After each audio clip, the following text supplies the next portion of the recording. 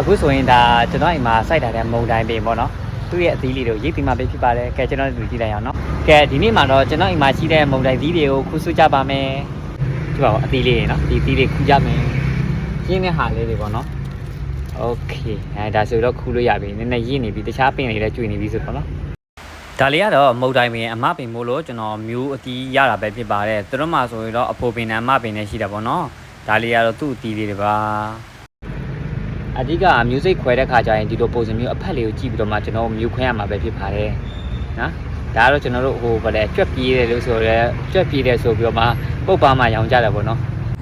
ဒီကတော့နှုတ်တယ်ဒါပေမဲ့ပြန်မသိကြဘူးပေါ့နော်ဆက်ပြီးတော့ကြီးမှမကြီးမှဒီနေ့ကတော့အပီးကတော့ဘယ်နှလုံးရတယ်ဆိုတော့ကျွန်တော်ကြည့်ရမှာပေါ့နော်ဒါလိုတိုင်းအိမ်မှာခြံပေါက်လေးတယ်ပေါ့နော်သူကတော့အဖိုးပင်မပင်မျိုးတိချာကူတဲ့ကြောက်အသီးအောင်တော့ဒီလောက်ရှိတာပေါ့နော်ဒီဟာလေးဆိုခူးလို့ရတယ်โอเคအဲ့တော့ဒီလိုအသီးလေးတွေရပါပြီပါတယ်ဒါကတော့ဒီပင်လေးရပဲဖြစ်ပါတယ်